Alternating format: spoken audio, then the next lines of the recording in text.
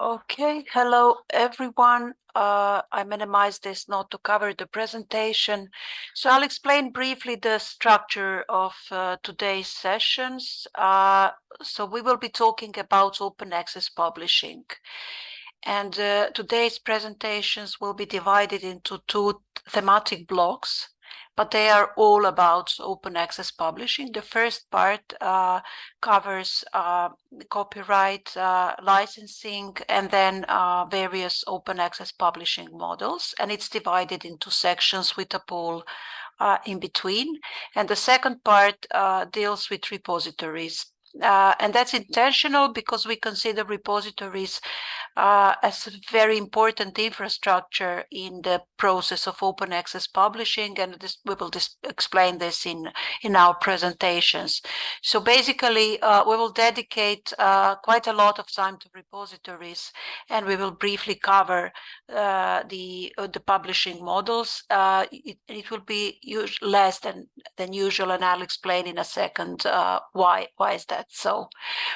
So this is the outline of my part dedicated to open access publishing, and this is the QR code so you can access the presentation, but also you have links in OpenPlato. All presentations are available in three formats: in PowerPoint, in PDF, and as Google Slides, and all of them are licensed under the CC BY license. So you can reuse these materials if you wish for your presentation, because this is the Train the Trainers course, and our intention is not to teach you so much about the subject matter, but about how to teach about specific topics.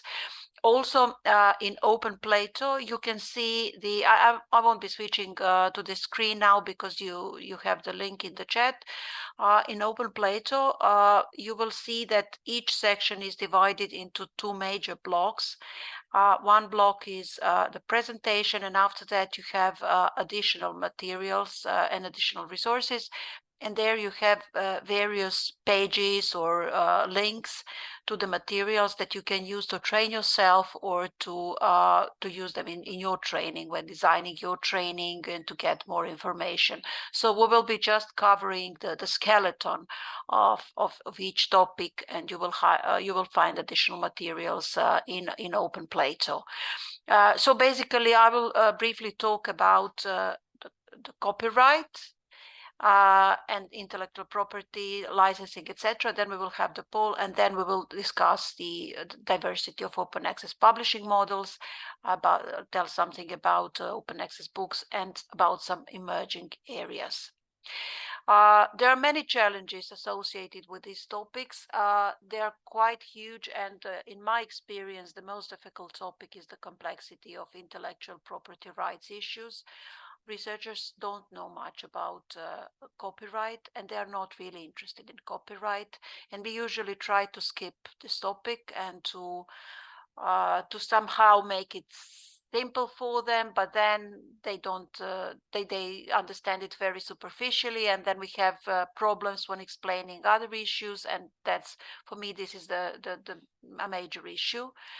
Then also publishers don't try to make things easier for us, because there are many publishing models. They have their names. Sometimes we have multiple names for the same concept, and it's very difficult to explain these business models, and the terminology is complicated.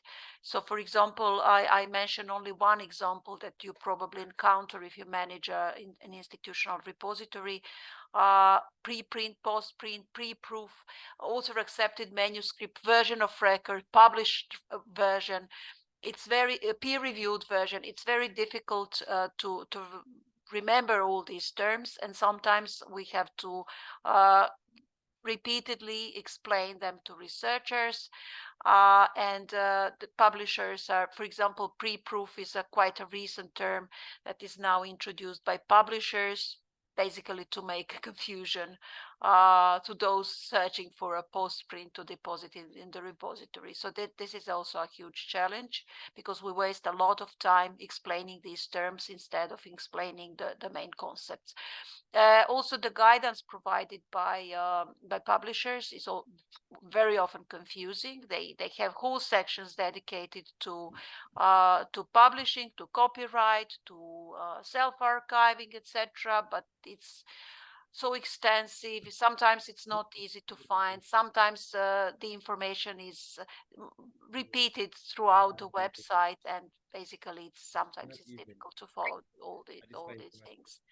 And also one of the things, and you will find resources in Open Plato about this, how to deal with misconceptions. There are many misconceptions.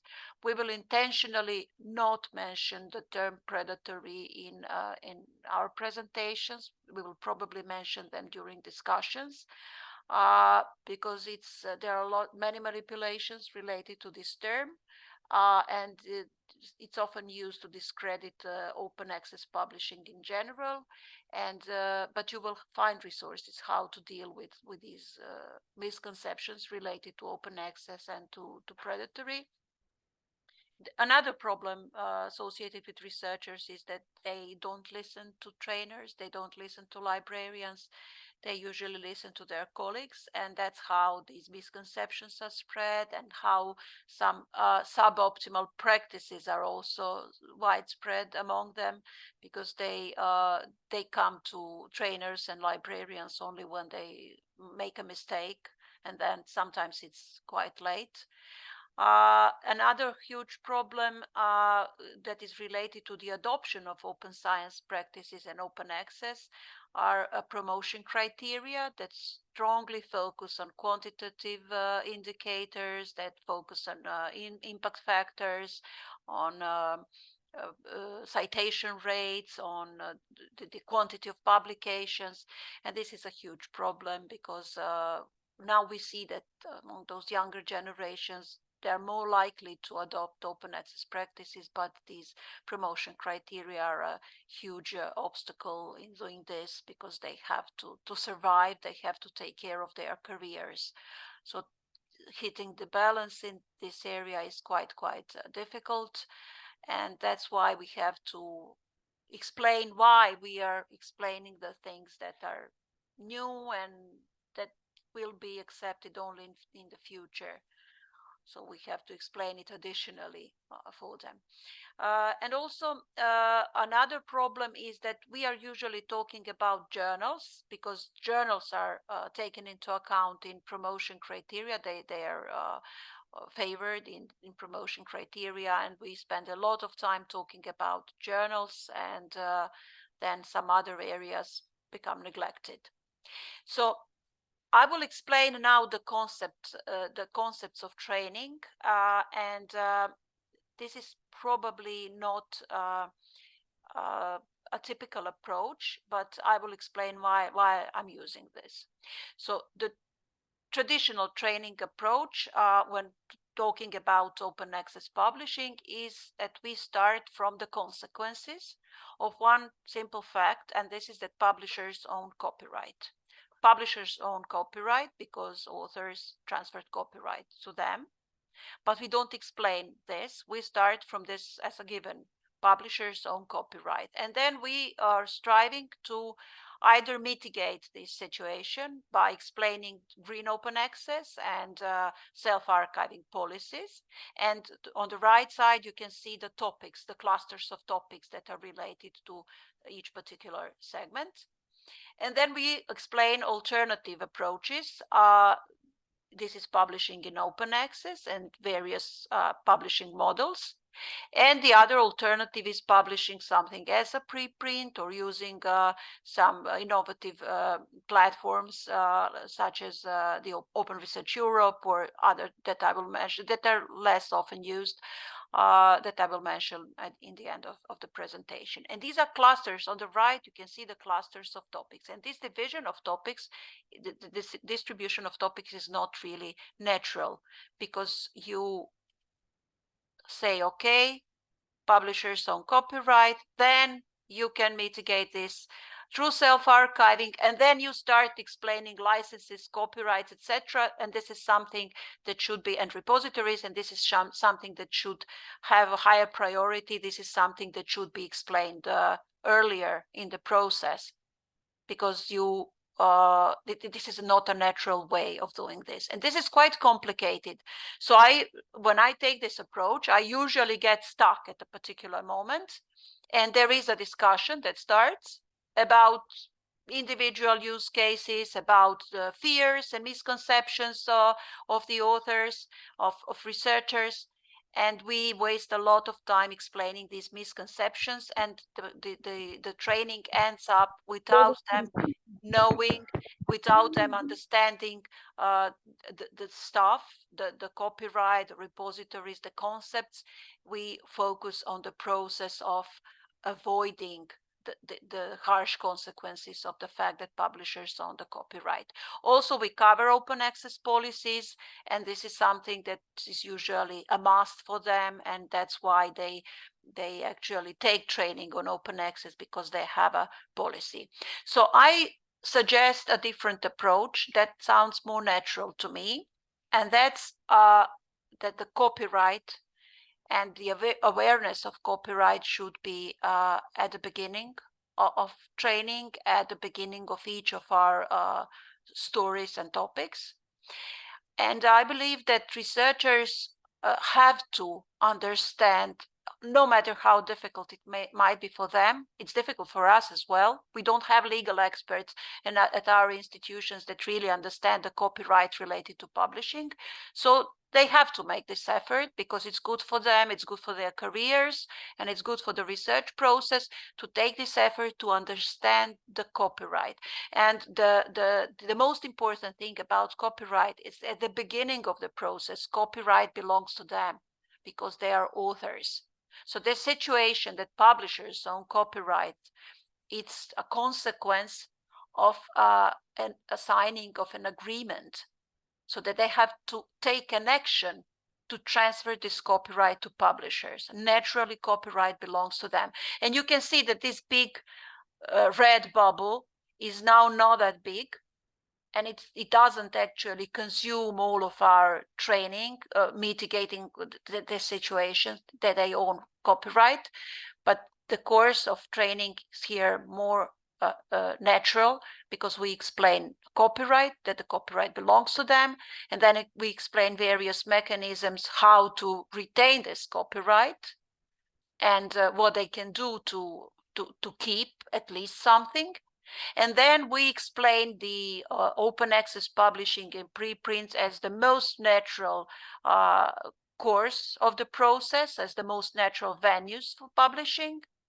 And we explain this as a kind of one branch, this publisher's own copyright, self-archiving, as one of the options in some cases when they want to publish because of their career, they want to publish with a high impact factor journal, which is a commercial journal, subscription-based journal that requires them to transfer copyright.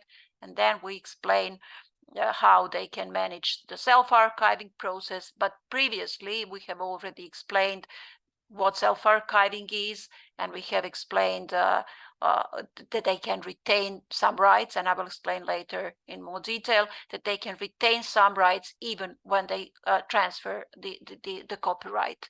So that's what I suggest, and you can find materials to support this course of training.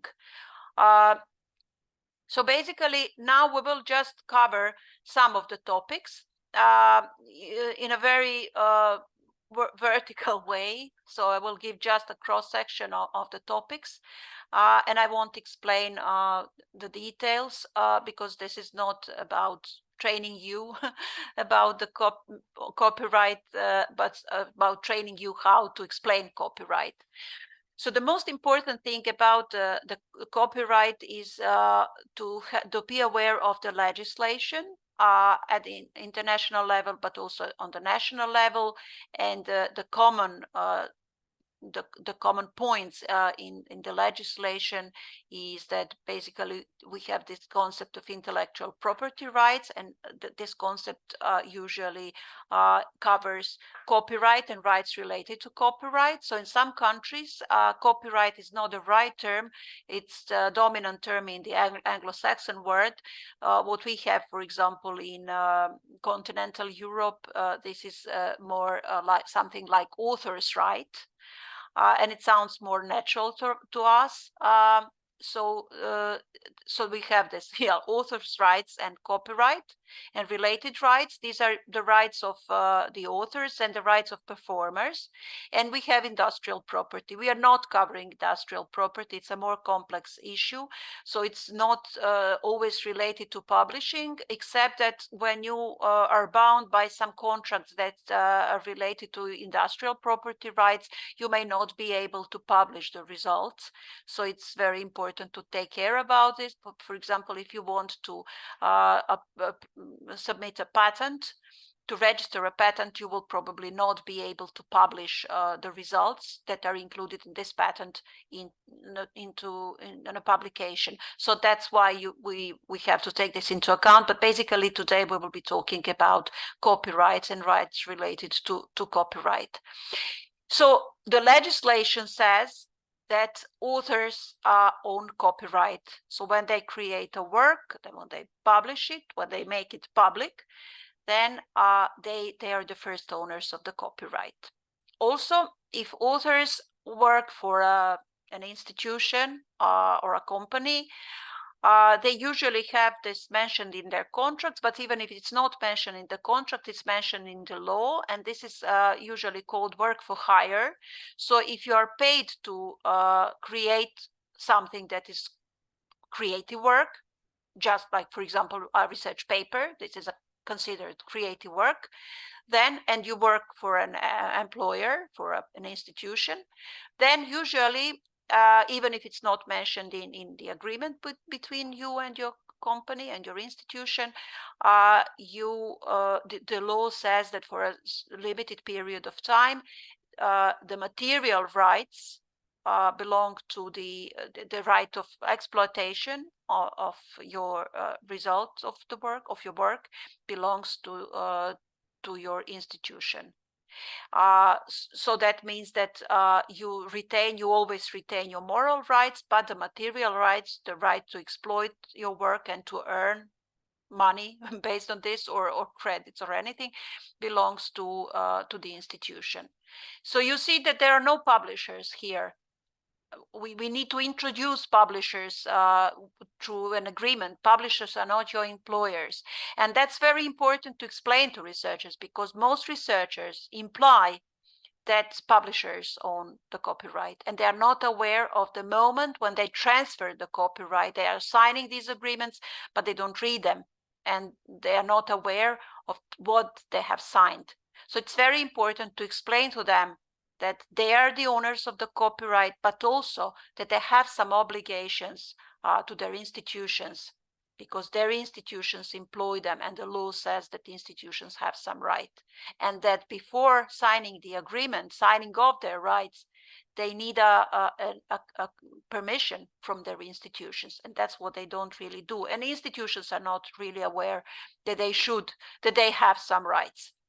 So basically, this copyright transfer agreement looks like this. It usually takes, all the publishers usually take the exclusive right to exploit and to copy and to earn money based on this, or throughout the lifetime of the author, and 50 to 70 years after their death.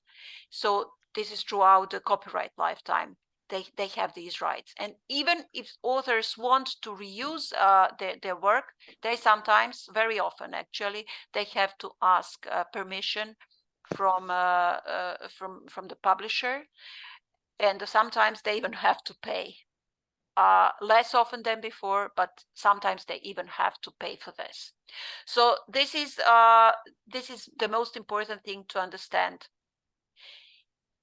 Authors, however, they can retain copyright, And we will talk about mechanisms, how to do this. There are multiple mechanisms, and if they retain copyright, they can reuse the publication, they can translate it, they can modify it, they can include it in a book and publish again, they can distribute it under a license of their choice. So if they want to share it under a free license, they can share it.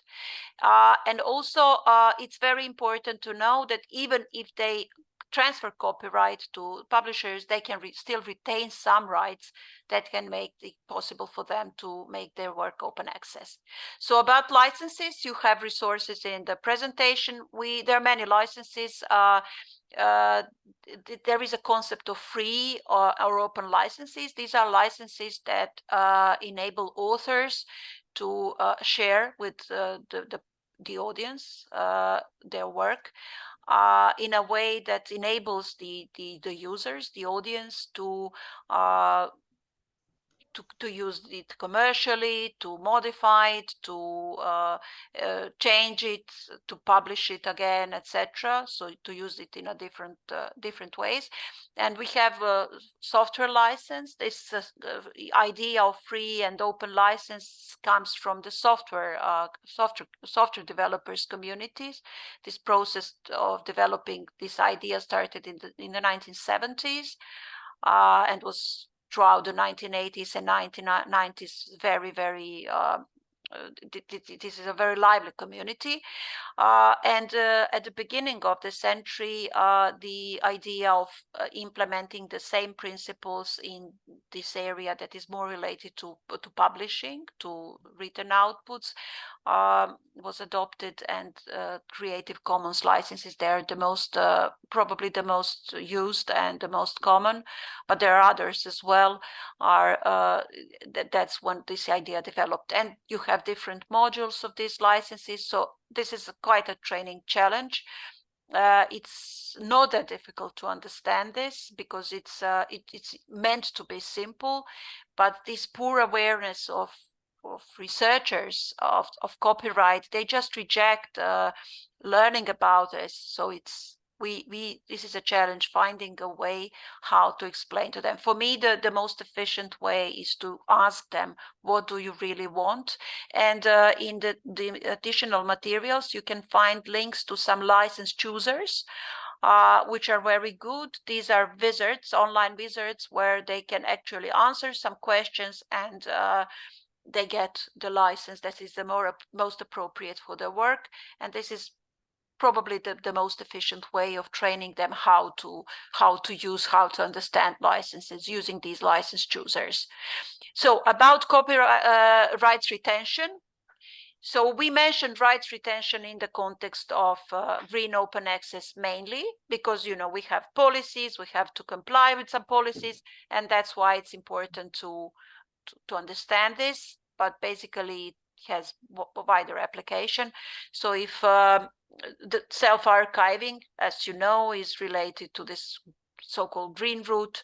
So we check we know that sometimes, very often, we can't publish the published version in a repository, but even if the article is published in a subscription-based journal, most publishers allow making the author-accepted manuscript available in a repository, and it's usually done after some embargo period, which may last between 3 months and 2 or 3 years.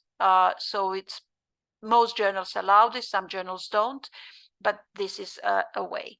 So now some policies in Europe especially require authors to publish under the CC BY license and not a more restrictive license as publishers wanted, and also without an embargo period. And that's where we start talking about the rights retention.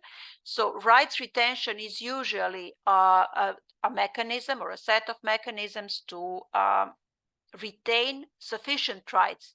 It's usually not all the rights, but sufficient rights to make a work open access. So it usually means that an author has a policy, and the policy requires to make this work available immediately under a free license. And then they need to comply with this policy, and they need to negotiate with the publisher in order to retain these rights.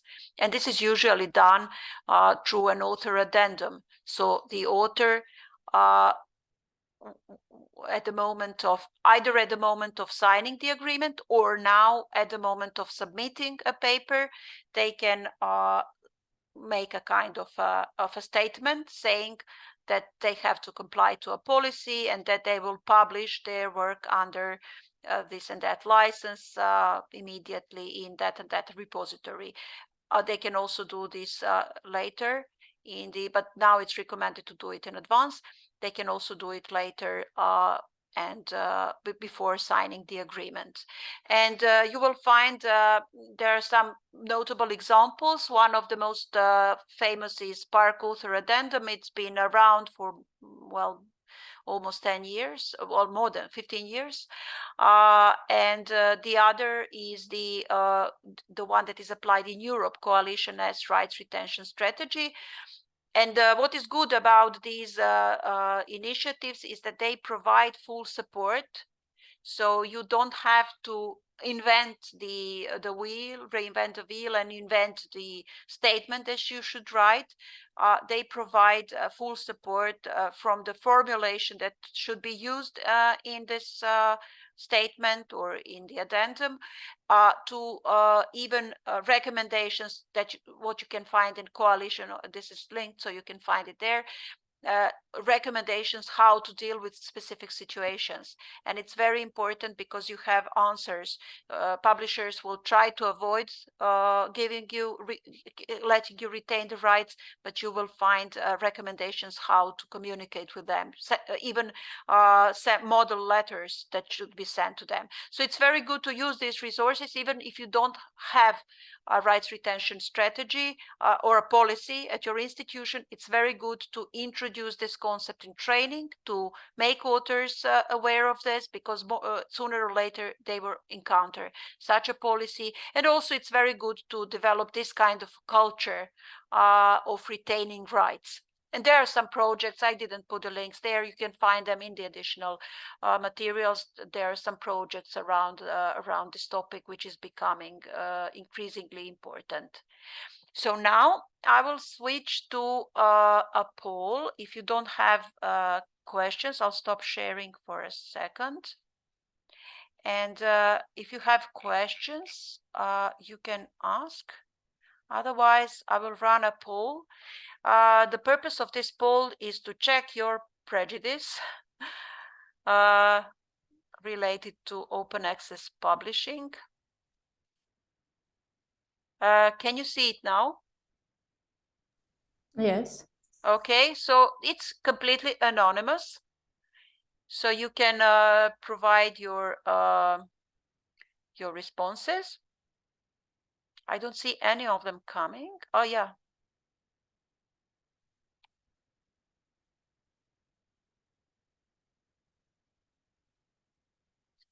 So I guess you have all the you can see all the questions, all of the 5 questions, and I don't see any responses. Milica, I'm not sure how to vote because it doesn't seem we can vote. We see the questions, but wow. But I see some people are voting. I can't say because I don't see what you see. Okay, we probably have to be persistent because I clicked several times and I managed. You're co-host. You can't vote because you're co-hosts. Okay. Okay. That's the trick. So participants, you can't see it. You see what I see. Yes. So we have 5, 2, 3 participants. So please just just say what you think, and then we can. So the questions are predatory journals. So these are some statements, and you should say whether you agree with these statements or not. So, and there are different levels of agreement or disagreement. So basically the questions are: predatory journals would not exist without the open access model. So this is a question that usually occurs during training sessions. So these questions are there for a purpose. So this is something that you will have to deal during trainings. The second question is publishing in journals with a high impact factor ensures sufficient visibility of research outputs. There is no need to bother with dissemination beyond this. Also, the third question, the higher the APC, the better the quality of the journal. Depositing accepted author manuscripts in repositories negatively affects citation counts because people cite the manuscript and not a paper. And the quality of peer review would improve if your review reports were publicly available. Austin can't see the questions. Are you joining from a mobile device or something? Is there anyone else who can't see the questions?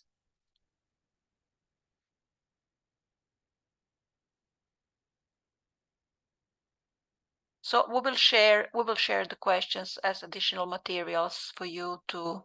Oh, that's strange. I can't handle this now, but we will share the questions so that you have them for your training, and also you can say what you think in a chat, or you can open your mic and say. So we have 40. Shall I leave it for a few seconds more before showing the results? Okay, I can scroll down. Yes, I can scroll down for those who can't see, so that can see the, yeah.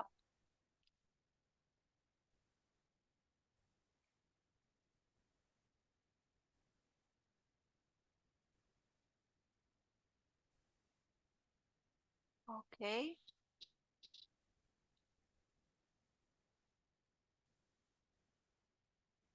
So 17 of 27. Okay. Shall I share, and then we can have a brief discussion? Okay, because there are no new. And I'm sharing the results. You should be. Can you see the results on the screen? Yes, yes. So we have predatory journals would not exist without the open access model. 4 people said that they strongly agree, and 5 people said that they agree. There's some neutral and some people who disagree, and nobody strongly disagrees. So can some of those who said that they agree or strongly agree explain why?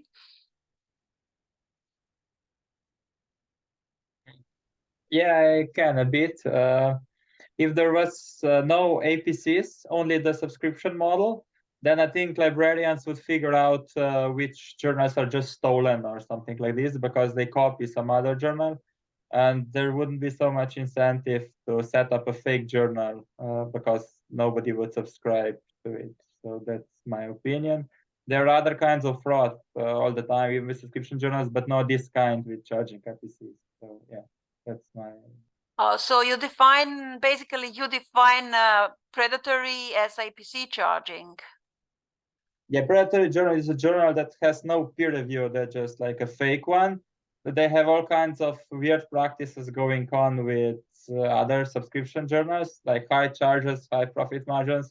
But that's not the same. Just setting up a fake journal with a fake address somewhere, wherever, just with a fake address, just to charge something as soon as possible. Basically, predatory is used to cover journals that you're mentioning. What you're mentioning are hijacked journals. Hijacked or just fake journals with fake metrics that don't exist. They just publish what author does without peer review. Just don't. It has to be hijacked. It can just be fake, actually. Scams. Yes, but there are many subscription-based journals that are not doing really copyright, and there are many exotic and vague publishers that publish. So we won't have time to discuss this topic today, but you will find some resources in the additional materials. But this is one of the topics that you will have to deal with. So it's not basically people who want to do fraud, they do it. They don't really need and this idea about the open access, they are misusing the open access model, but I'm quite sure they would have existed even without it. They would have found another way to do fraud. So it's interesting. Any other opinions? So we also have this people, the results are quite different from the previous bootcamp. So quite many people agree with the statement that publishing in journals with a high impact factor ensures sufficient visibility of research outputs. And there is no need to bother with dissemination beyond this. This means to say that there is no need to deposit a manuscript in a repository. So can anyone explain why you agree?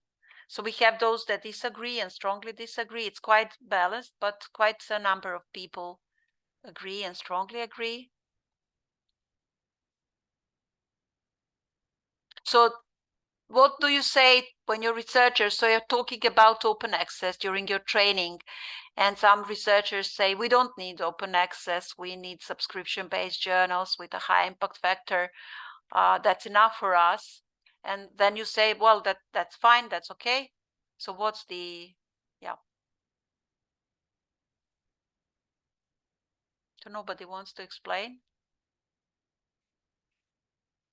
The higher the APC, the better the quality of the journal. So we have most people disagree or strongly disagree.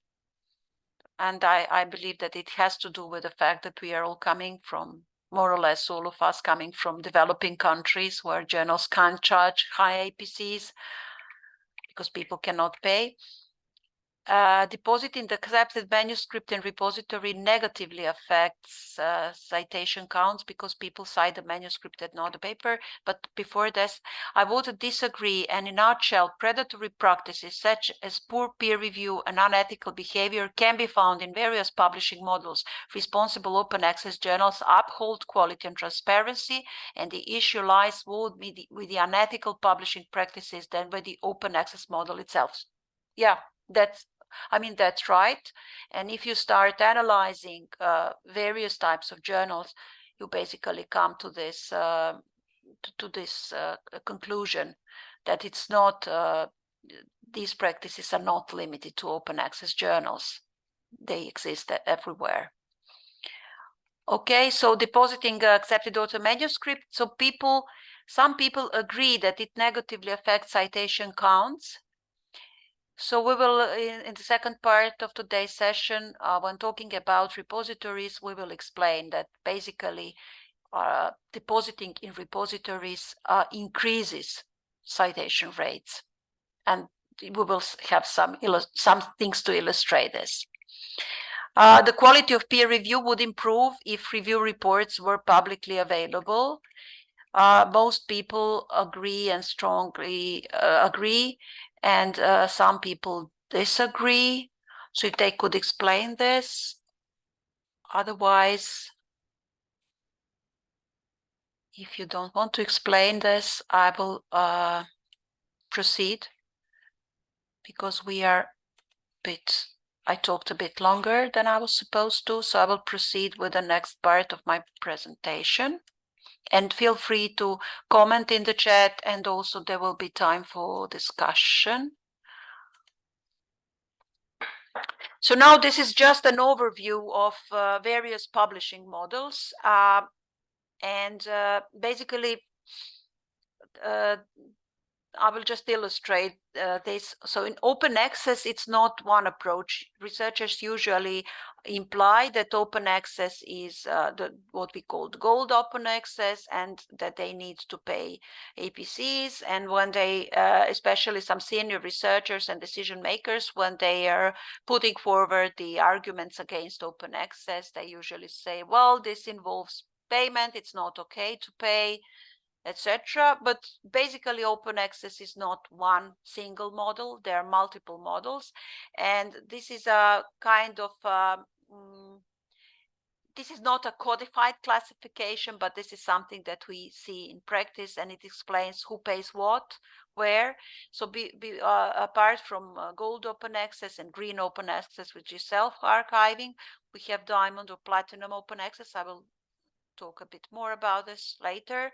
We have the so-called bronze open access, which is it's disputable whether this is open access. These are the situations where you have content that is free to read, but there is no license and you don't know how to reuse it. That's what we call bronze open access. It's not really open access, because in order to, by definition, in order to make something open access, you need to have a license that allows reuse.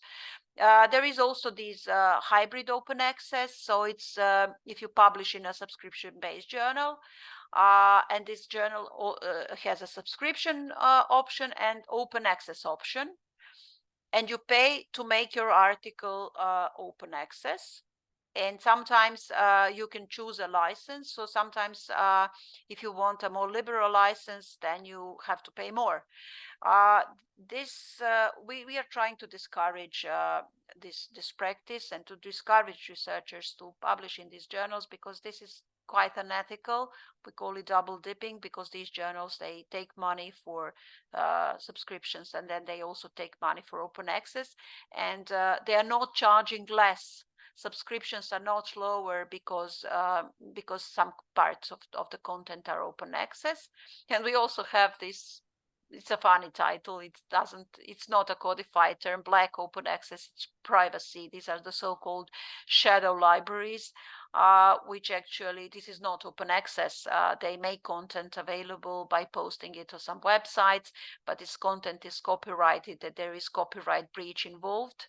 So also publishing on social media, this is what we can call black open access, but it's not open access. Basically here, the only really open access options are gold, green, and diamond, and hybrid. And this is the same represented in a different way. And you can see that there is a whole range of various, sometimes overlapping options. And you can see preprints, you have diamond open access, green, gold. We can see this vanity press. This is something verging on sometimes on predatory. So it's basically there are many options, and it is very interesting to show this, and that's why it's difficult to explain. So when you start explaining these concepts, it's quite difficult to explain all of them. It's quite difficult to explain that there are good, bad, and good things in each of these concepts. And publishers are actually making things difficult by introducing new terms. And in the previous slide, you could see that we are using some colors. I'm not sure that these colors are helping us deal with the situation as trainers, but the fact is that these terms are there, and we have to be able to explain them. So a gold open access, when you're explaining a gold open access, then the main topics that you should cover include publishing fees, so what they include, and also you should explain that there are some waivers and discounts, and it's very important to make this information about waivers and discounts available to researchers, because they are not aware. And according to the data that we in AFL have, is that even when they have this option to use a waiver or a discount, they are not using them, but they are paying the full price. So it's one of the topics that needs to be covered, and you can find some resources in the additional materials on OpenPlato. Also, one huge topic is deceptive publishers, disputable publishers, predatory publishers. I'm intentionally trying not to use term predatory as the main term. We use this term when we want to invite many people to make a presentation popular, but we are not really using this term during trainings, and we use it practically only to explain that predatory is not a practice that is limited to open access journals that we discussed previously. And also one of the major topics is how to find a safe journal, a journal that is good for their work, a good publishing venue where peer review is done, when a journal that has transparent policies. So we usually show this think, check, submit tool, and if we have a separate session about deceptive publishers, then we explain to them how to check the journal website in detail, where to look for, and explain how to use DOAJ to find reliable journals, because in order to get included in DOAJ, journals have to have transparent policies, and somebody checks these policies. And also we explain copyright and licenses, because they don't understand the licenses. For example, if the price is different for a different license, they need to know why, and that's why we have to explain this again. And then there are many misconceptions about the quality of peer review. This is something where we have to draw attention to this, especially with young researchers, because some journals, deceptive journals, they actually have a peer review process, but peer review reports are not really useful. They are just a summary of a checklist without any additional information, and we have to explain to them what peer review should include in order to be a good peer review, useful peer review. In hybrid open access, so this is when I explained already the model. So we have to explain about these journals, that it's not, it doesn't have a, how should I say, the social impact of this in the transition to open access is not, it's poor, it's none. It only supports publishers, it doesn't support open access practices, and it's not fair to the community to do this. They're usually very, very expensive, and they're sometimes more expensive than fully open access journals, quite often, no, not always. And they actually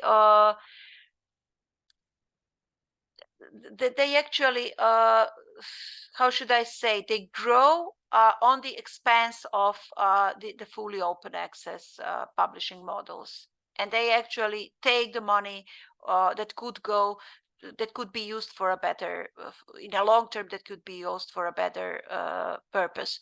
So that's basically something that we covered. They're not really interested in this, so it's, yeah, there are many questions about this, and I'm sorry to say, but sometimes the high price is the only disincentive for researchers not to publish in these journals.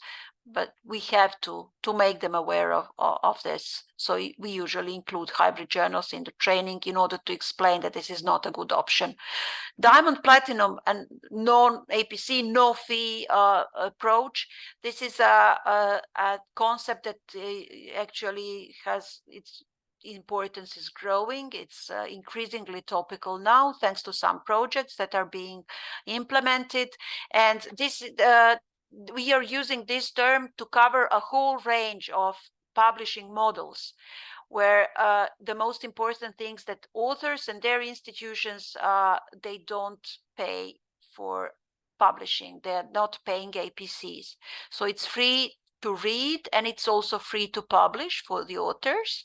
And there are different ways how the publishers manage to get funding for their operations. And usually these are grants, these are subsidies from the government, these are grants from some institutions, grants from various funders.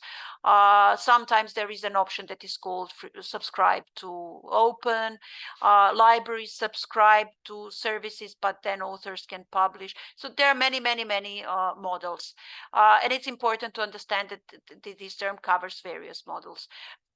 Also, some time ago, there were some discussions whether this is actually gold without fees.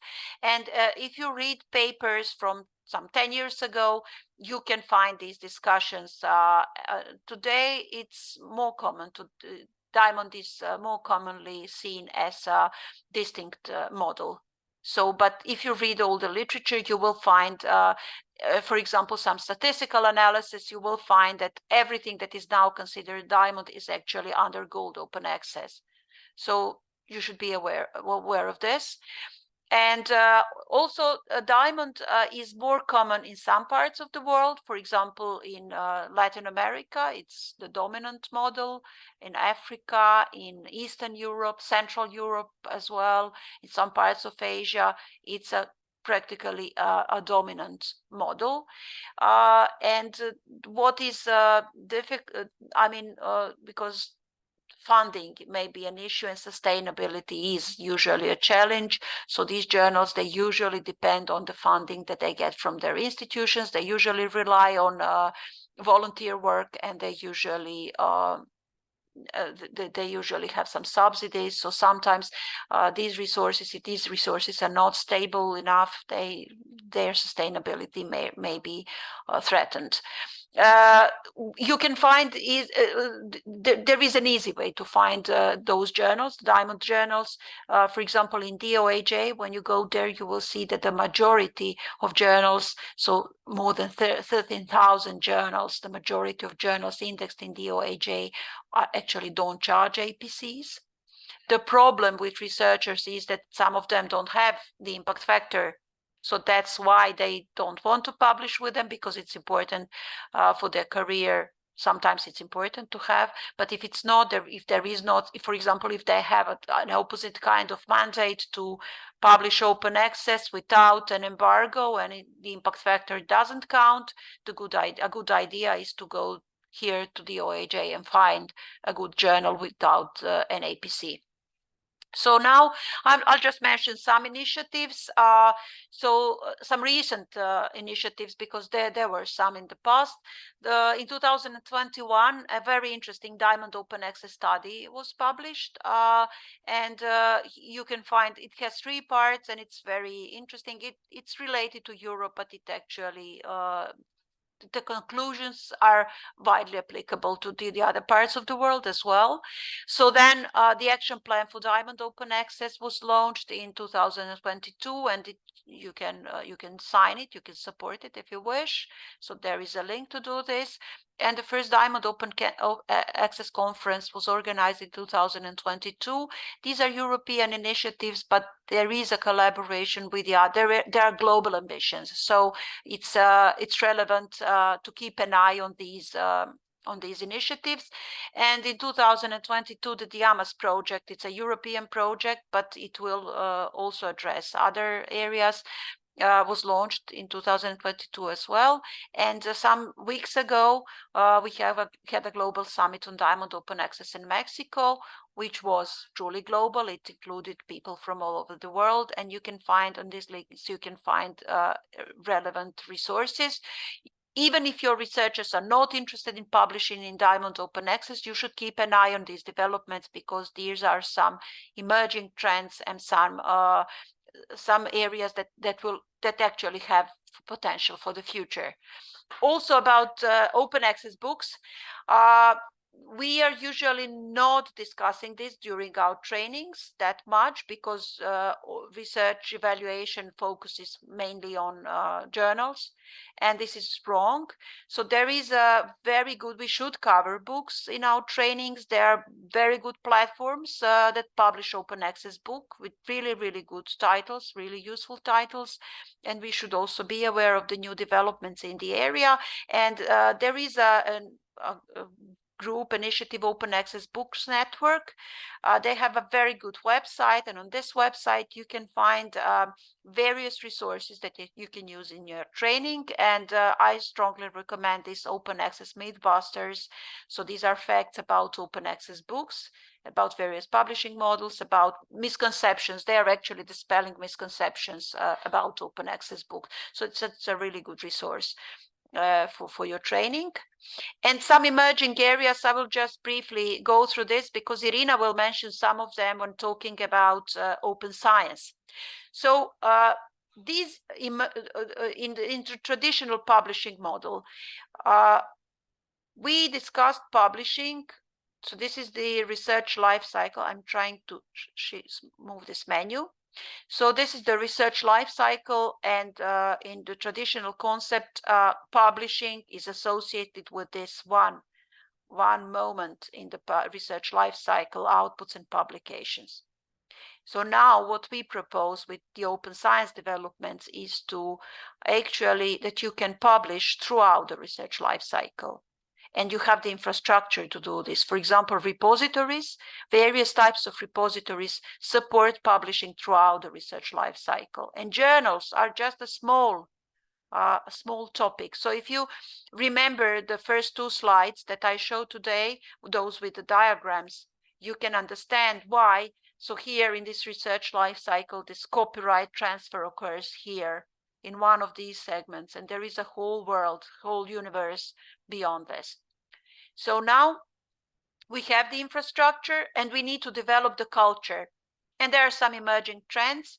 Maybe your researchers won't be interested in them, but it's good to introduce them to these new concepts. So Irina will talk more about this, open peer review. I'm talking about this in the concept of publishing, because now a peer review report becomes a kind of a research output because it's published. It can be published. It can be assigned a persistent identifier. It can be cited. It is discoverable. And it's up to the research evaluation system to take it into account in career development, but it exists, it can exist as a research output. So there are platforms that support open peer review. You have resources in the additional resources on Open Plato. So PeerJ was one of the first to do this. Now F1000, this is a kind of a preprint platform. Open Research Europe, welcome, Open Publishing. These are some platforms that support, and also some publishers support this in a suboptimal way. For example, MDPI does this, but this is quite rudimentary. These platforms make it possible to actually make these peer review reports visible. Another thing, probably the most important things in the current developments are preprints.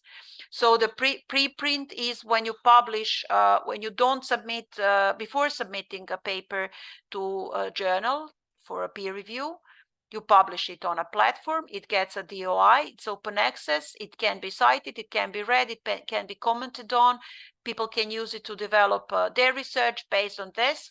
So basically, it's not a new concept. It's been around since the early 1990s in some research communities, but now there is a proliferation of preprint platforms, preprint servers. There's some commercial, some non-commercial, and you can find the lists of these. And this is crucial to understand because they are the key to open peer review. They are the key to innovative publishing models. So Irina will talk about this in the context of open science. Overlay journals, actually, this is a concept that builds upon preprint servers. So it's a journal that they don't have the submission procedure. They are using the content that is available on preprint servers, and they build upon this. And there is this Episcience. There is a platform that enables this. So basically, you can build an overlay journal on a repository. There were some projects in Spain many years ago that discussed this topic. So this is basically publishing without journals, without real journals. You can use a repository in a publishing process. So this is not very popular with researchers, but this is something you should include in your training. There are some truly innovative platforms that actually have a kind of a disruptive element in their concept. And I will mention two, and I really like them, and I really misuse the opportunity, any opportunity. When I talk about open access, I misuse the opportunity to talk about this because I think it's very important, although it may not have a huge future, a bright future in the current system of research evaluation. So these are the platforms where you don't really publish a whole paper, but you publish each element. You can write a hypothesis and submit it on the platform. It will get a DOI. It will be open by default. You will have to pay if you want it to be closed. Then you can have some data. You can publish data separately. You can publish each, if you remember this slide with this research life cycle, so each result of each of these elements of the research life cycle, you can publish each of these items in this platform. and it gets a DOI and it becomes citable. And there is another platform, Octopus. It gets funding, public funding in the UK. Research Equals is a kind of an independent project by Liberate Science group organization in Germany. And here we see that there is also this concept of bibliodiversity that's developed in some years ago. It was put forward 2018, then 2020 there is this document that you can read, and it actually seeks to preserve the diversity of scholarly communication, because if you go across the research life cycle, you see the diversity. And we are strongly focusing on journals only because the research evaluation system pushes us to do this. So we should advocate, as trainers, we should advocate for bibliodiversity, and we should raise the awareness, no matter they won't adopt, our trainees won't adopt this now immediately. We should advocate for this. We should start building the culture of bibliodiversity to our trainings. But bibliodiversity also puts forward multilingualism, because the current open access and other closed publishing systems, they are mostly focused on English, because it's a kind of an international language used in research communication, but it shouldn't be so. Also, the movement puts forward the open infrastructure and services, open source, and quality-based research assessment that doesn't really rely that much on quantitative indicators. So I will just mention a few training trips. I've already mentioned a lot of them, along with uncovering misconceptions, which is usually, it takes the most of time in our trainings. You should, and along with explaining what they really need for their career, we should be covering new developments. We should be building a new culture. We should get involved in this, and they should be aware that some things will change throughout their career. And also, I suggest some training exercises that you can use. This is something that we usually do. It's usually the best way is to start from some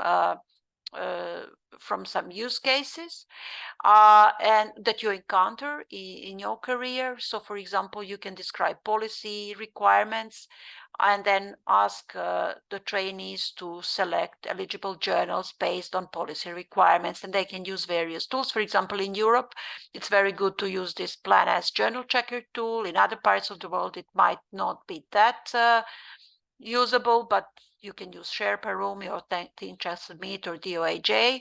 Also, a very good way, as I mentioned, of teaching about licenses and training about licenses, to using these license choosers and use cases. So you describe a use case and say, okay, then you go there and use the license chooser to ask the right give the right answers to the questions, and then you will get a license. And also using various scenarios are very good.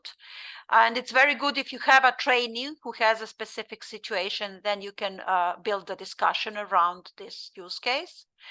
And also what we do when we train about predatory journals and deceptive journals, we actually use ThinkCheck-Submit, but we use this checklist, but we also explain how to check some technical stuff, etc. So that's how we include exercises in our trainings. And that's all from me.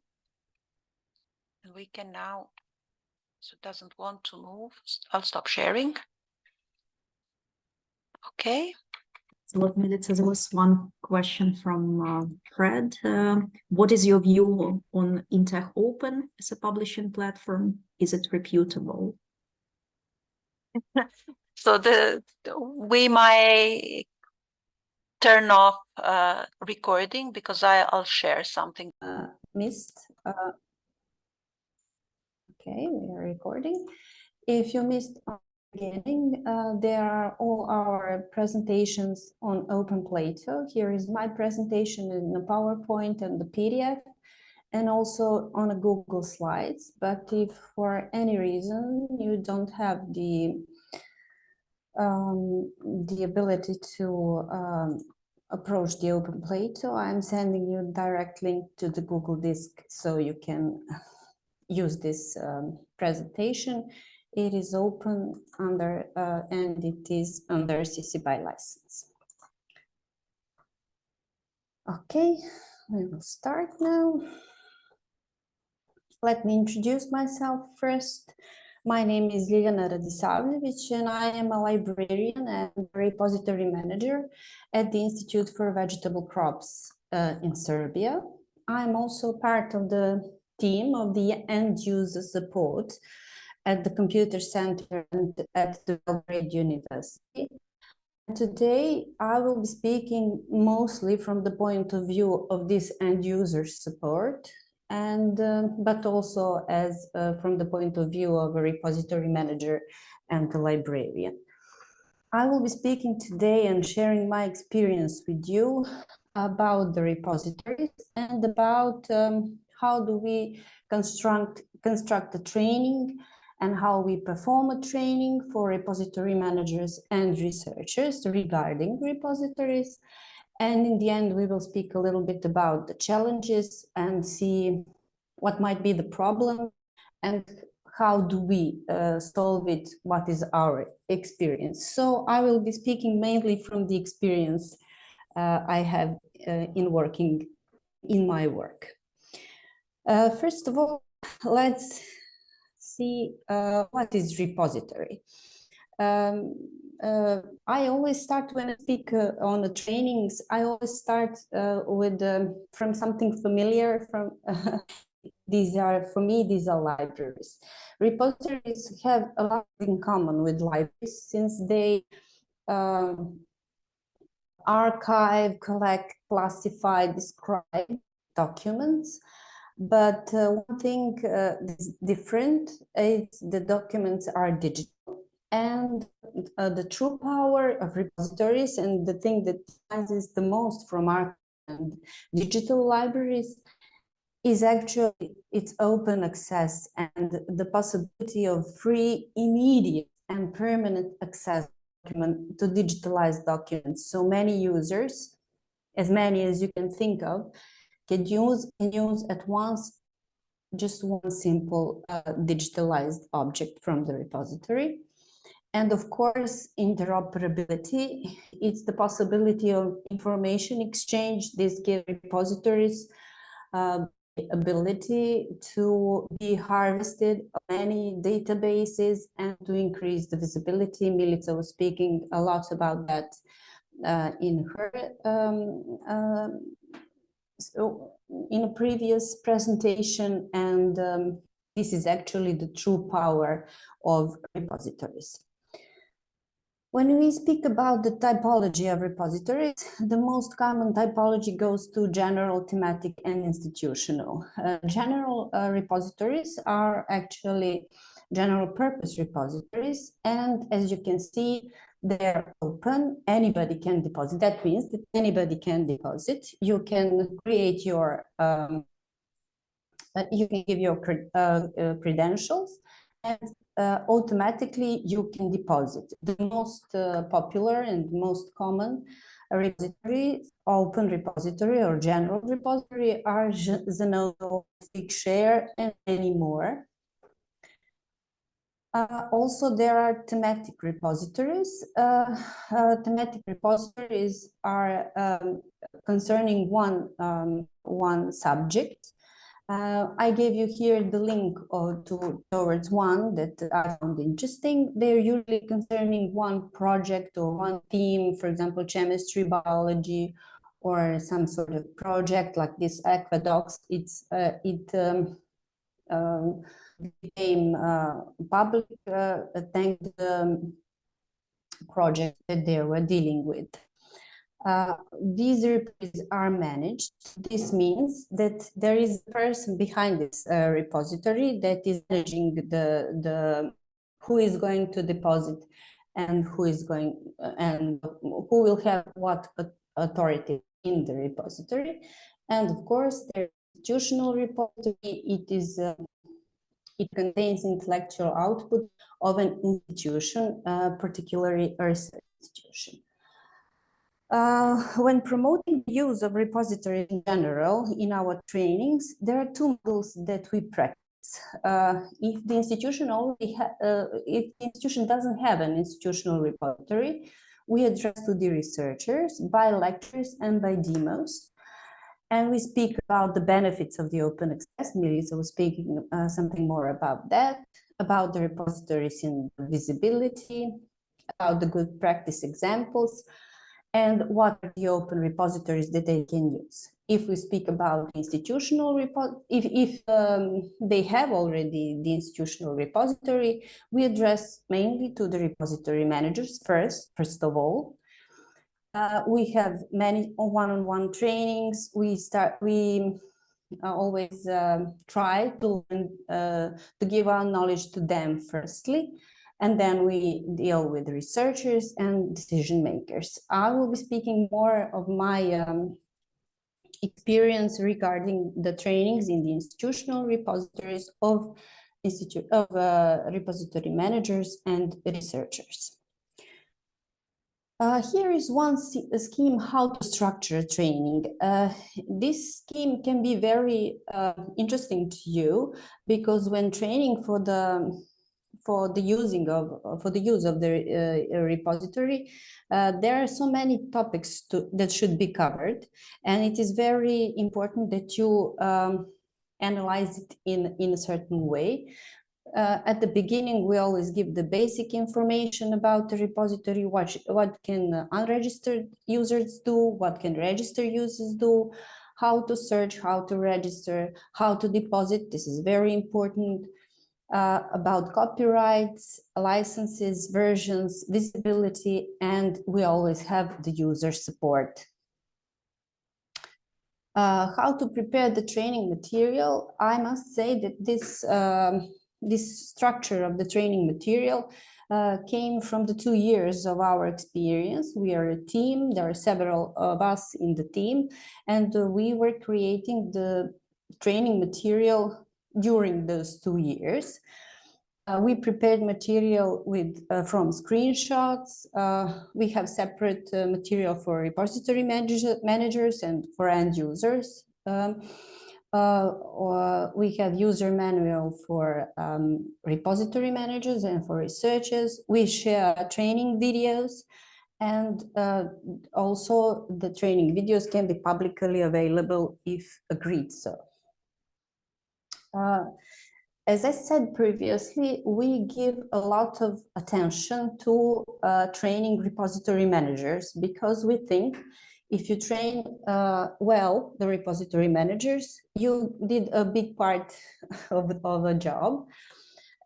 If you're familiar with this learning pyramid, where a listening, reading, audiovisual, demonstration, discussion, practical doing, and teaching others, we have all these parts of the pyramid in training our repository managers. When we are doing that, we do one-on-one trainings. We give them user manuals that they can use.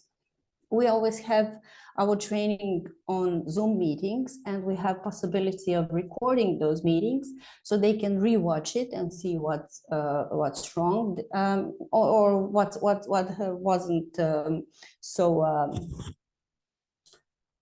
to repeat something they don't understand. We always have a hands-on training. So we are online, we are doing something, and then they have the opportunity to do the same to deposit or something like that. We always give them consultations, since we think that constant feedback and the constant update is very important. We give them as many trainings as they need, since we deal with repository managers with a different kind of basic knowledge.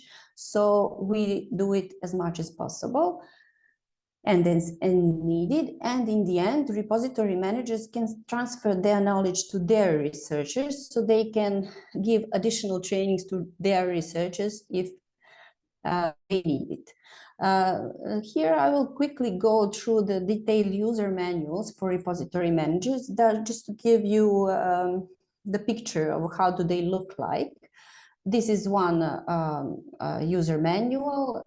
You see here, it is all in tags, so you can skip from another tag to another. We speak in details about the Dublin core fields, because the Dublin core fields are actually the standard for the metadata for describing documents in repositories. We also speak them, and we also teach them how to make collections, how to give privileges to registered users, what are the procedures and how to deposit, how to approve deposit, how to correct metadata and updates, because the correct depositing of the metadata is actually the key of good visibility of a certain paper. We speak a lot about different versions of manuscripts that can be found in the repository, that is author accepted manuscript and version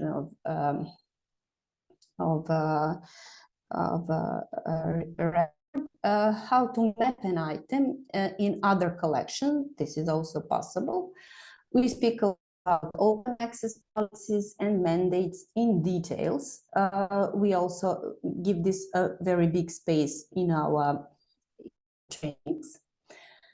We also always give additional detailed information about other services such as Scopus, Web of Science, Core, Unpaywall, Base, and other OpenAIRE and other other bases that are actually very useful, and that interoperability with these bases actually gives a higher impact and a higher visibility of your papers in your institutional repository. This was about the repository managers trainings. Now for researchers, we usually have only one training, one big training, when we invite them all to the Zoom, and we speak about open access policies, repository features and functions, and presenting them the user manual, about how to deposit, about self-archiving, and all other things that I have mentioned here. And we believe that if there is something else to be added, if you train your repository manager well, he can give them, or he or she can give them those additional informations.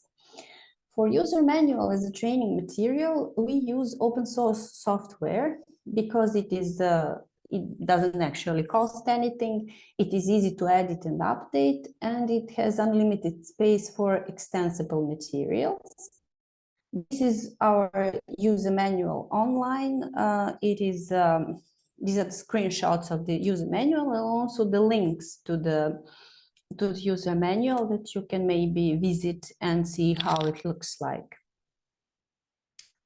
As I mentioned before, we also have Zoom video calls when we train our researchers.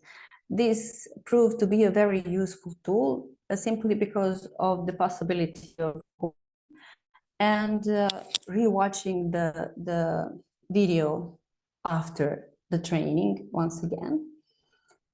And now I will speak a little bit more about the training challenges that can appear during your trainings. First of all, when training repository managers, the first problem that we usually face, it is that in institutions we see the repository managers that are not professionals. And when I say they're not professionals, I usually mean that these are researchers that were given the obligation to be the repository managers. Sometimes we see programmers here, sometimes lawyer, and sometimes, believe it or not, I had part of the cleaning staff as a repository manager. That was my example. This leads to a lack of interest because those people don't want to do this. And of course, lack of basic knowledge because they're not in the subject and they cannot follow the training as they are supposed to. What could be the solution? One of the solutions that could be slow but really very efficient is actually the community. We in Serbia have the community of librarians that work in scientific institutions. This community deals with all the problems librarians in scientific institutions have, and we try to impact decision-making and laws. And so far, we managed to include the obligation of employing librarians in scientific organizations and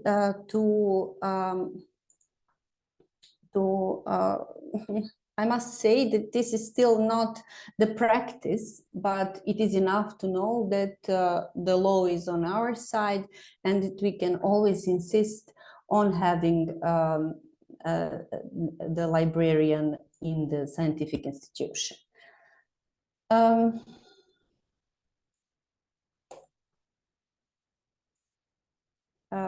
Not the same level of knowledge is another challenge that can be present in the trainings.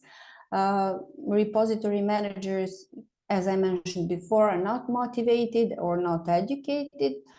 If it is possible, we try to give them broad trainings, and we speak a lot about the subject. We broaden the training, we give them as many trainings as they need, but sometimes, I'm sorry to say, this also doesn't give any results. So if they're not motivated or not educated, sometimes it simply doesn't work.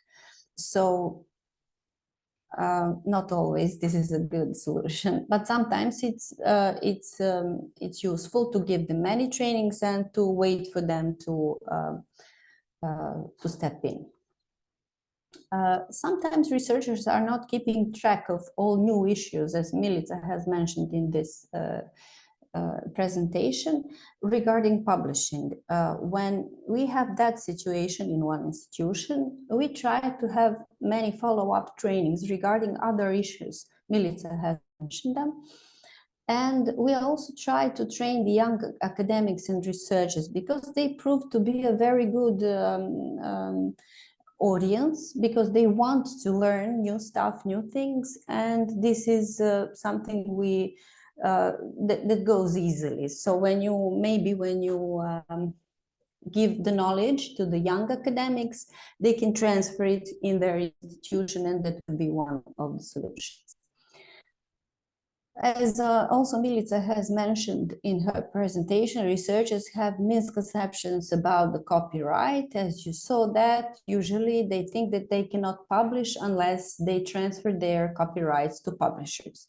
The solution to this problem is a good knowledge of open access, rights retention strategy, intellectual property, talk, discussion, trainings, and actually point the story, point the training towards open access and why it is so important. Sometimes it happens on a Zoom that we have one trainer and many trainees. If the institution is large, they have sometimes over 100 researchers. They are on the other side of the Zoom and you are on one side. Many topics and not enough time, wide range of very important things to tell them and not having enough time. We usually receive questions in a chat room, and simply because there are so many of them, there are always so many questions, we don't have time to answer all the questions and to reach to everyone. The solution to this is also, again, a sort of community or a teamwork, because we always work as a team.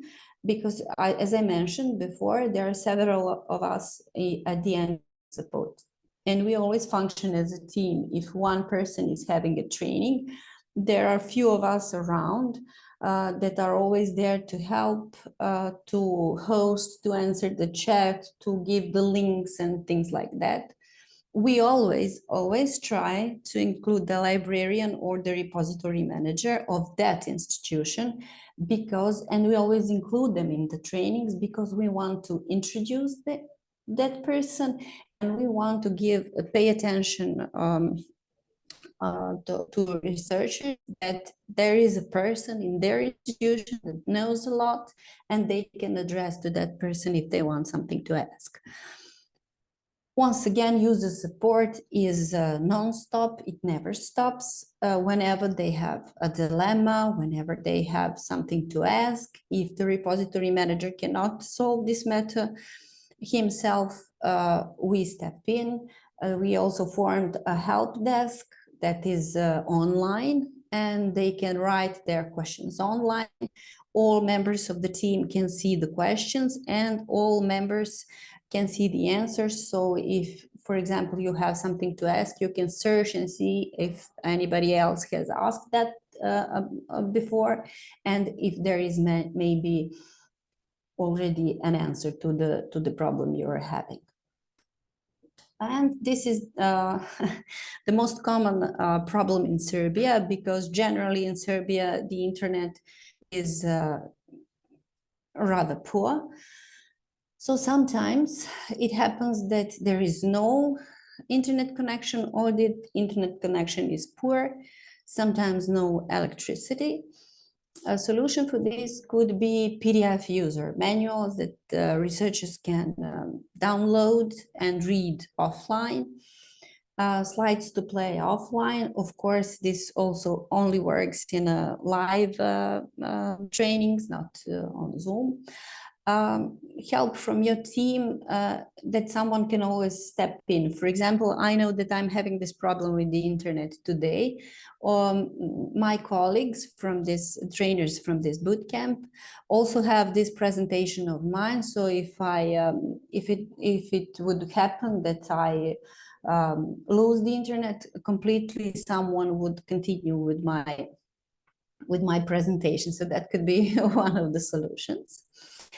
Alternative communication channels is also a good thing, maybe a Viber group, and of course a printed material in the end. Now I would like to say something about the benefits of this promotion of the repositories, education, or the trainings of the repository managers and of the researchers. After 2 years, we can say that there are about 200 scientific institutions accredited to scientific institutions in Serbia. At least 63 institutions have their institutional repositories. This is the fact from the DOR, that is Directory of Open Access Repositories.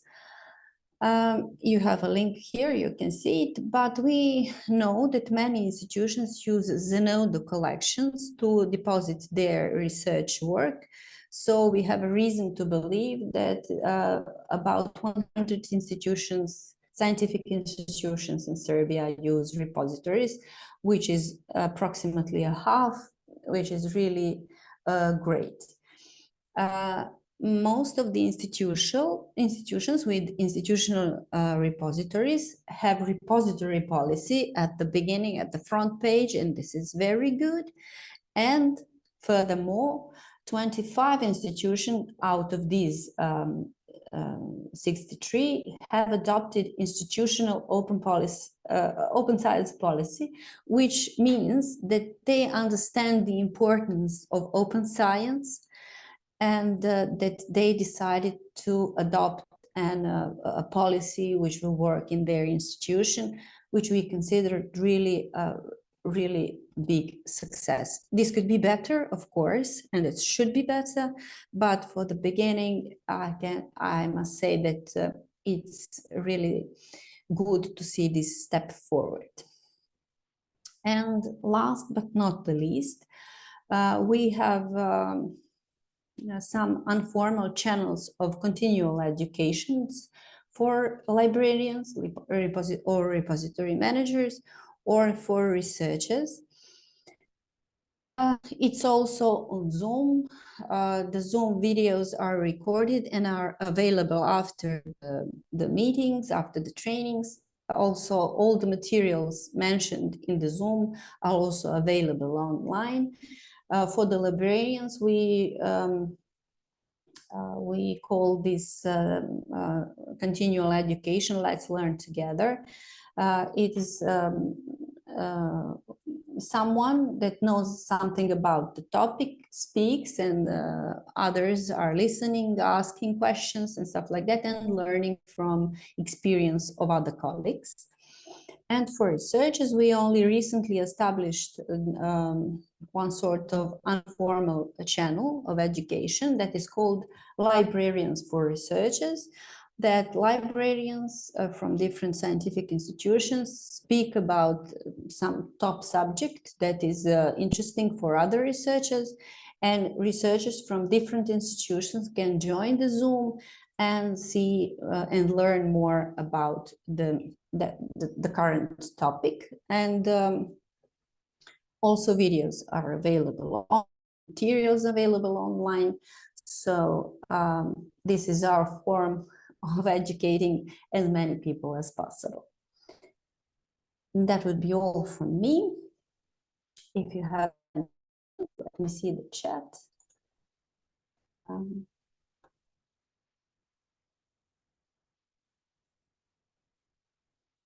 Okay, thank you, Marita.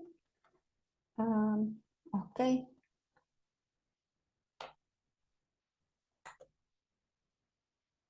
I'll stop sharing now. Thanks a lot. I don't see any questions. Shall we set up breakout rooms? Still 3 or 2? What do you say? 3? Mhm. Yeah, we could go for 3, 10 people each and a bit more. Okay, in these breakout rooms, we will be speaking about the training challenges. So I mentioned some of them in my presentation, the one we are experiencing, but I would like to invite you all to tell us about the challenges you are facing in your trainings or in your regarding repositories or open science or anything, so we can discuss it in the chat rooms. So automatically assign everyone now. You should see a message, join the breakout room, and please join it there. And for co-hosts, if there are too many of you in one room, please just go to another room. And I'll stay here to monitor. Sure. So rooms are open, and you should be able to go there.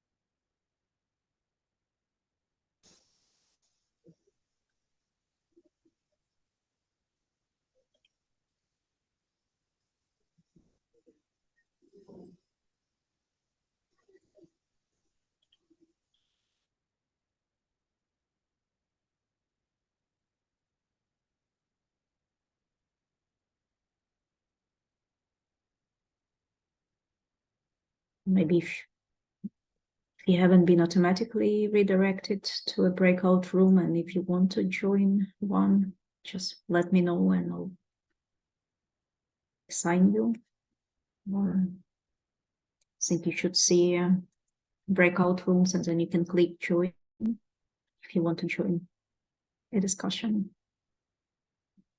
Because this discussion will last for about 20 minutes. So nothing will be happening in this room for 20 minutes.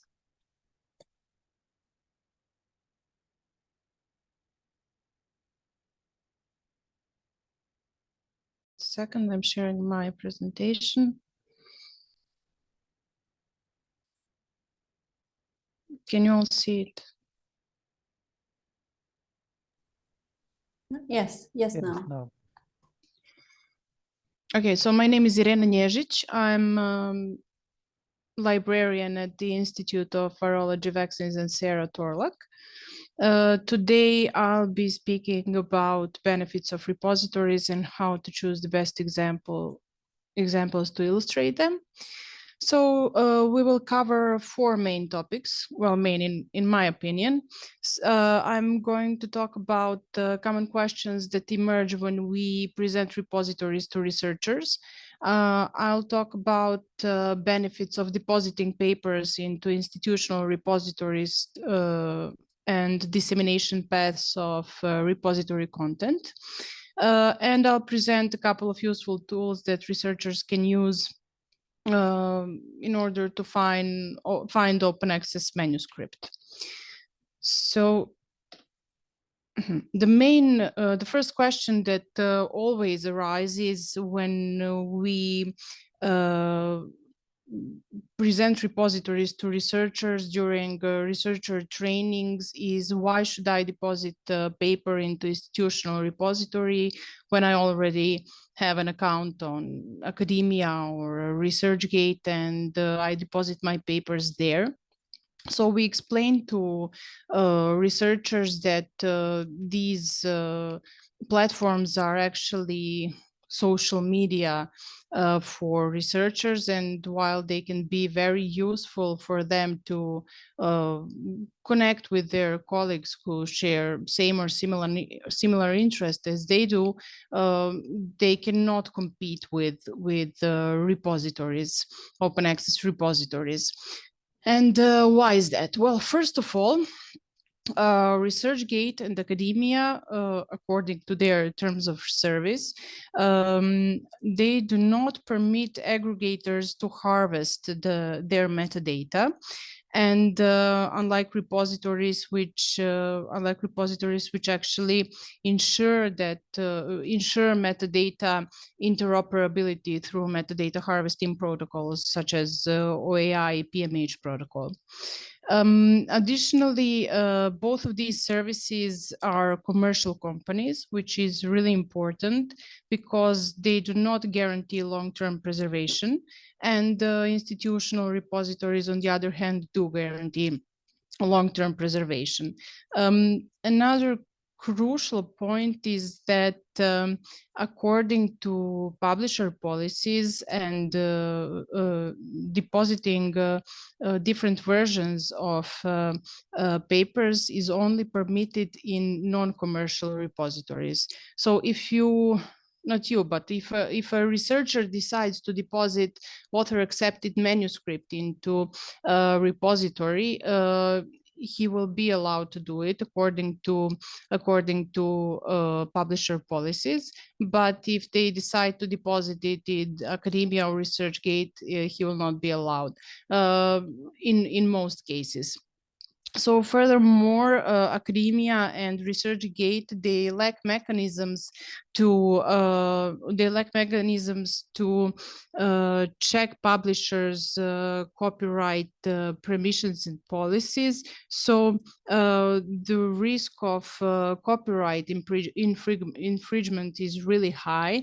And there has been a major takedown of papers from ResearchGate on several occasions. A couple of million of publications were taken down.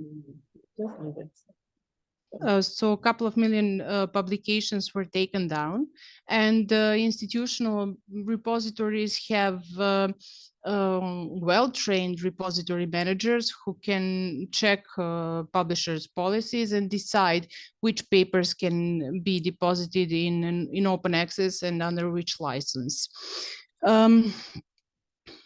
So what are the main benefits of depositing paper in an open access repository? First of all, thanks to the OAI PMH protocol, repositories are easily discoverable. Researchers can publish not publish, but deposit both published and unpublished literature in repositories. And given the high visibility of repository content, articles are more frequently cited, which is really important fact for researchers. As I already mentioned a couple of times, institutional repository has fully functional metadata harvesting protocols, and this allows us to submit our repositories to different aggregators, databases, and services, which we do. So our repositories are harvested by OpenAIRE-based Core, Unpaywall, Google Scholar, so search engines too. And this is precisely the kind of information that we present to our researchers. And we highlight the fact, which is really interesting, that users can access the repository content without actually finding the repository itself. They do not have to know that where it is, but they can just search OpenAIRE or Base and find the content of a repository. So one of the infrastructures that we submit our repositories to is OpenAIRE. It is a European research information system that provides a various number of services. The OpenAIRE project originated as European Union's Research, Innovation and Innovation Funding Program in 2009. And it is based in Europe, but you can submit your repository. They accept everyone. So what is the main thing you have to pay attention to? It's that there is an OpenAIRE guidance document with a list of requirements a repository has to fulfill in order to be submitted as a content provider to OpenAIRE. So once OpenAIRE begins harvesting your repository, you can search OpenAIRE with this service that is called through this service that is called OpenAIRE Explorer. So you can search OpenAIRE by funding projects, by data providers, and by publications. So this is what a page of a content provider in OpenAIRE looks like. You can gain insight into publications, research data, research software, metrics. You've got metrics here. You can see the number of views and downloads, and you can open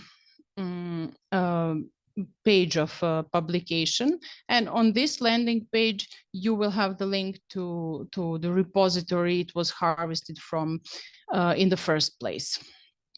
So the next aggregator that we submit our repositories to is Core. Core is a British aggregator of open access research papers, and these papers are sourced from different repositories and journals.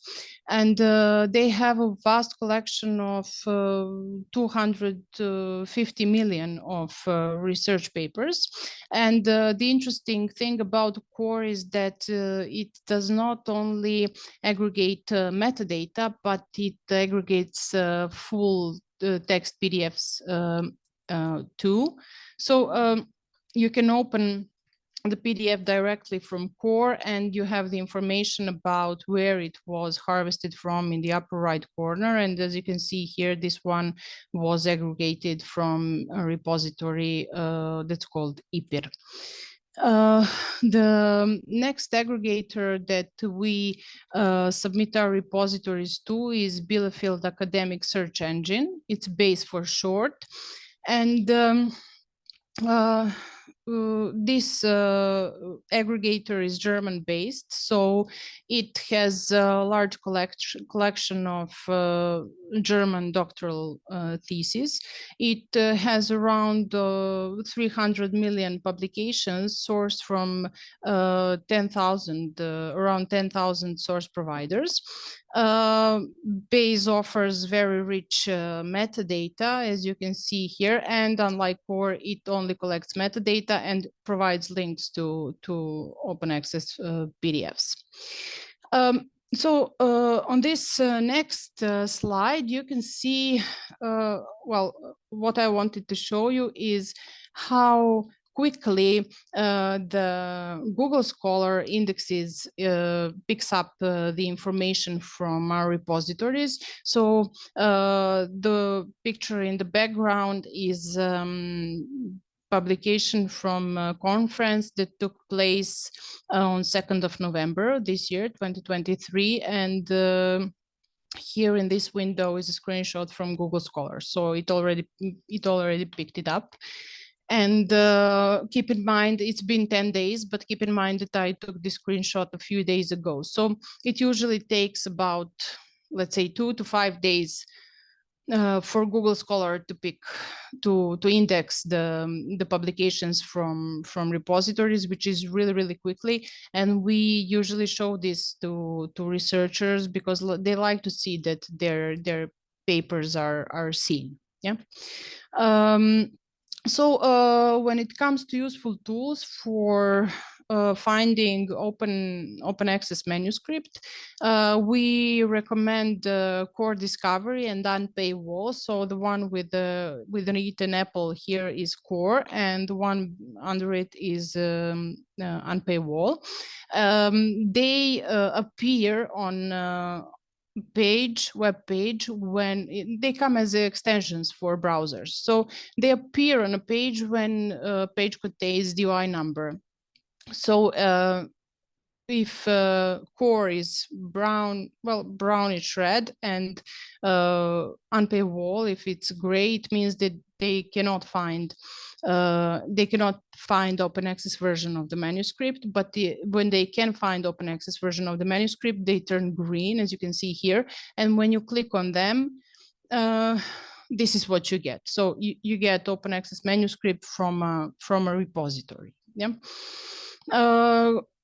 Core Discovery searches DOIs through Core base, the one I just talked about, the British one, and the Unpaywall, it searches through its own base. And if you want your repository to be harvested by Unpaywall, you'll have to fill out the form online. You've got it on the Unpaywall page. Here you can see a very interesting diagram that shows you dissemination path of repository content. So the main thing is that you have fully functional metadata harvesting protocol, OAI PMH harvesting protocol. And if you have functioning protocol, you can submit your repository to these services and aggregators. And what I wanted to show you here is that the path of the dissemination path of publications in repository does not end with these aggregators. So as you can see here, Core sends the data further to Open Access Button. Bayes sends the data further to GoTripple, Open Knowledge Maps, and Open Access Button. OpenAIRE sends the data further to OpenAIRE Connect and Open Access Button. And Unpaywall here is really interesting because it sends the data to the Open Access Button, but also to Web of Science. So if you search through Web of Science database and you find a publication which you would like to access, but it's closed. If you see this button, if you click on it, you will get the author accepted manuscript of the publication. Repositories also deliver data in a way which can be seen by Google and Google Scholar, and also different bibliographic tools, which is also important. But keep in mind that the researchers like to see this diagram, because here they can clearly see that their publications are more visible by depositing the papers into institutional repositories than actually publishing data in high-ranking journals. Because if you publish your paper in a high-ranking journal, they will deliver the metadata to Scopus, the Web of Science, and that's it. And as you can see here, these publications are really highly visible. And on the next slide, you can see the dissemination path of ResearchGate, which brings us back to our first question: why should I use institutional repository and not ResearchGate? So this is the answer to these questions, because well, it's obvious, yeah. There's no need to explain further. On my next slide, you can see a number of visits to repositories which are harvested by OpenAIRE. So I've took the metric information from OpenAIRE. So you can see that it's really astounding to see that tens of thousands of people and downloads, and not only views and downloads, and not only tens of thousands, but hundreds of thousands from all over the world. And this is something that researchers actually like to see. They like to see that their papers are accessed by a large amount of users. Apart from all this, we encourage researchers to deposit not only published materials, but also unpublished materials. So I here prepared an example of, well, it's not a paper, it was not published, it's a draft. And it was deposited in Zenodo repository in 2018. And the first screenshot was taken about a year and a half ago, and the second one was taken a year apart. I took the second screenshot, let's say in February this year. So as you can see, this draft was downloaded more than 13,000 times in a 5-year period. And in just a year, it was downloaded more than 1,000 times. And keep in mind that the author himself emphasized on several occasions that the topic itself is not new. It's something that's known for decades. So as you can see, it's a good thing to publish, to deposit even unpublished materials. Wrong button. Or so last, citations.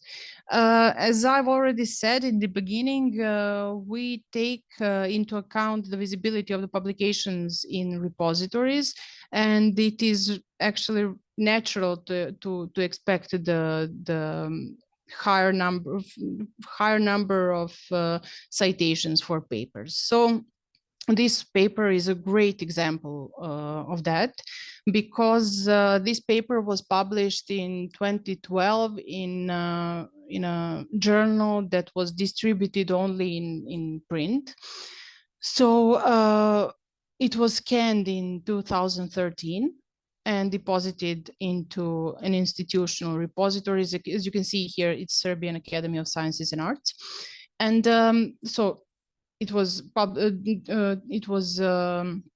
published only in print. It does not have DOI. It got persistent identifier from the repository. And you can see here from Google Scholar, it was cited more than 100 times. And if you open these citations, you will see that it was cited by papers in high-ranking journals.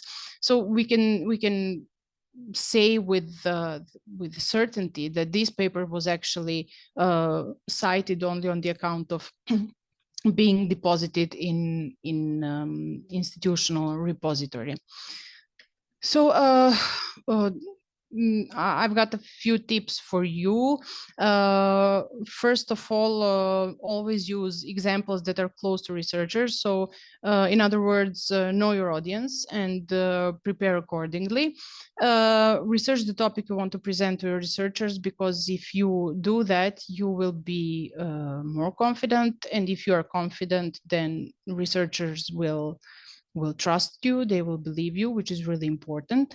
And submit your repository for harvesting to different aggregators. I think it's clear why that is really important. Track usage statistics of your repository, because people like to see that the content that they share is visible. So that's it from me. Do you have any questions?